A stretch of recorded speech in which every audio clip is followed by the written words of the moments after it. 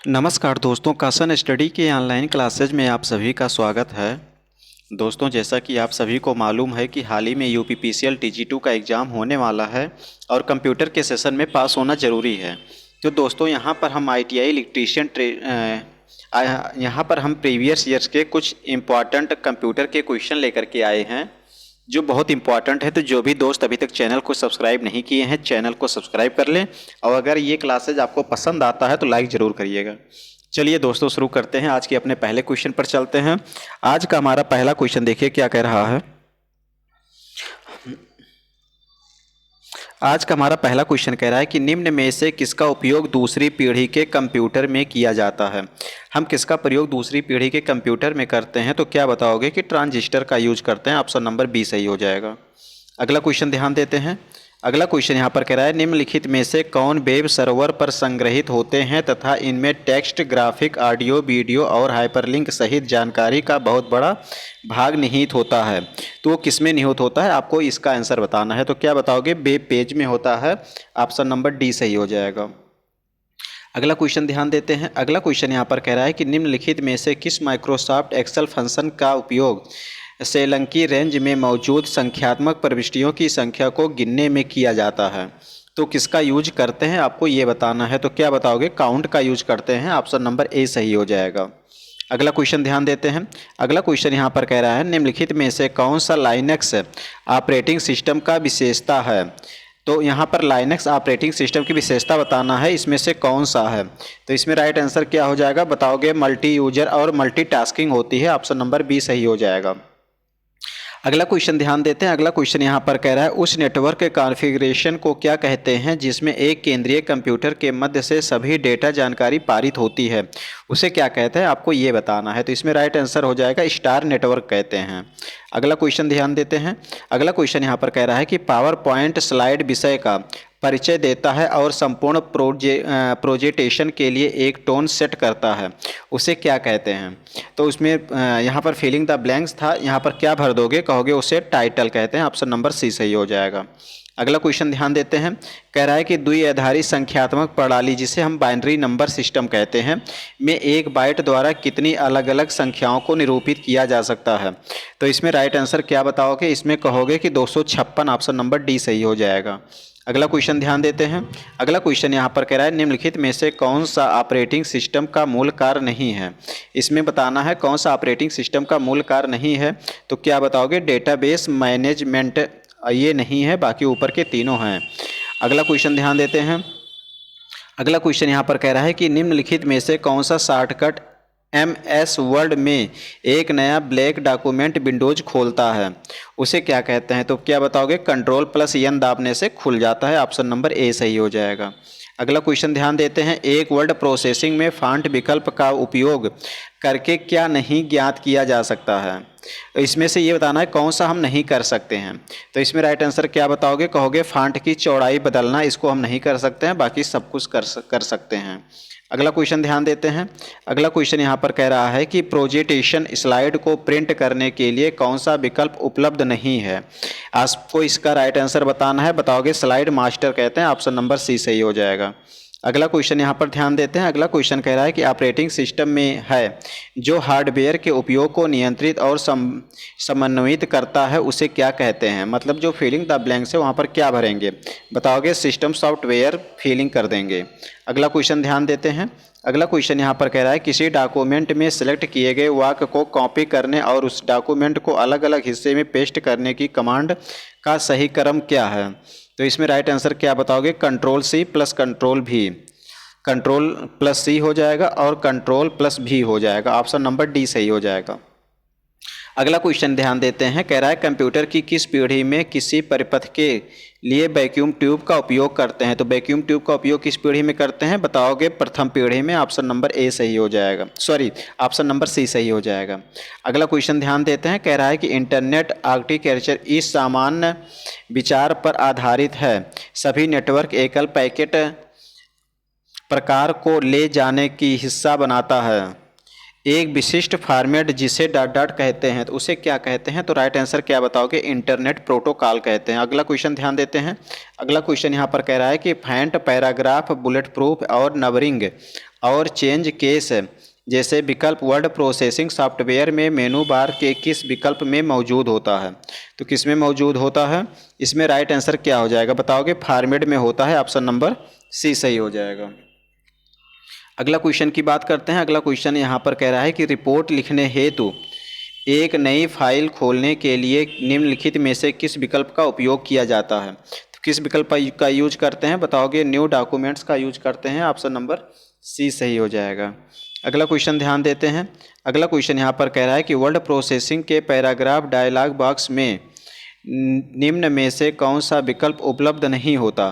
तो वो कौन सा विकल्प होता है? तो इसमें राइट आंसर बताना है। उसे हम लोग मार्जिन कहते हैं। ऑप्शन नंबर डी सही हो जाएगा। अगला क्वेश्चन ध्यान देते हैं। अगला क्वेश्चन कह रहा है कि पूरे नेटवर्क में सूचना प्रसारित करने के लिए निम्नलिखित में से किस नेटवर्क द्वारा रेडियो तरंगों का उपयोग किया जाता है? तो किसके द्वारा करते हैं बताओगे? वाईफाई के द्वारा यूज करते हैं। ऑप्शन नंबर डी सही हो जाएगा। अगला क्वेश्चन ध्यान देते हैं। कह रहा है कि जब एक ईमेल किसी यूजर द्वारा दूसरे यूजर को भेजा जाता है तो प्रेषक को आमतौर पर भेजा गया ईमेल डॉट डॉट किस फोल्डर में मिलेगा? तो किस फोल्डर में मिलेगा बताओगे? सेंड में करे मिलेगा। ऑप्शन नंबर सी सही हो जाएगा। सॉरी, ऑप्शन नंबर डी सही हो जाएगा। अगला क्वेश्चन ध्यान देते हैं। अगला क्वेश्चन यहाँ पर कह रहा है कि पब्लिक स्विच्ड टेलीफोन नेटवर्क के पारंपरिक सर्किटों पर वॉइस, वीडियो, डेटा और अन्य नेटवर्क सेवाओं पर समकालित डिजिटल प्रसारण के लिए संचार मानकों का एक सेट क्या कहलाता है? तो उसे क्या कहते हैं? तो ऑप्शन नंबर सी सही हो जाएगा। ISDN कहते हैं। ऑप्शन नंबर सी सही हो जाएगा।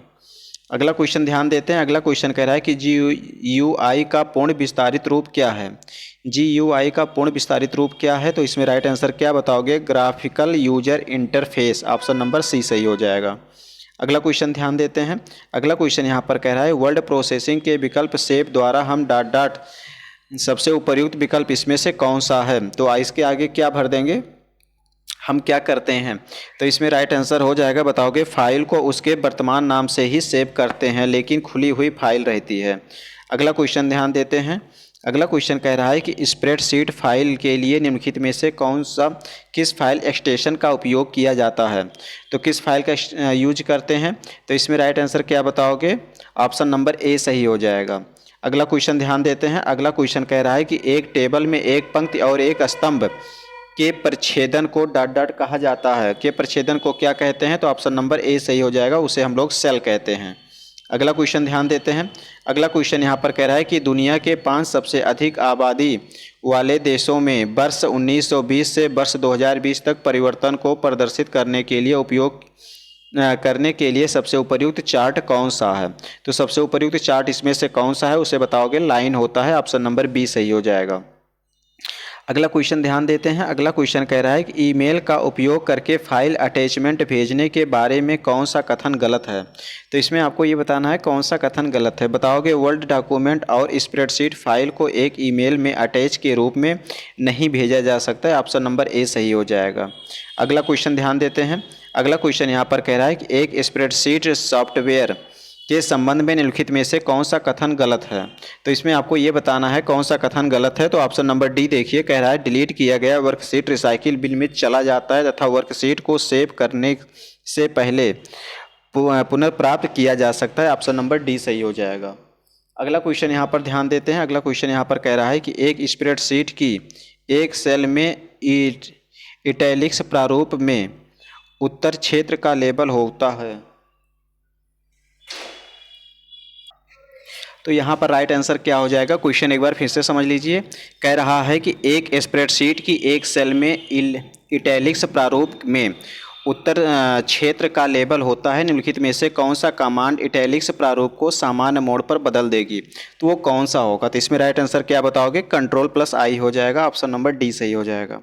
अगला क्वेश्चन ध्यान देते हैं। अगला क्वेश्चन कह रहा है यहाँ पर, अगला क्वेश्चन देखिए यहाँ पर क्या कह रहा है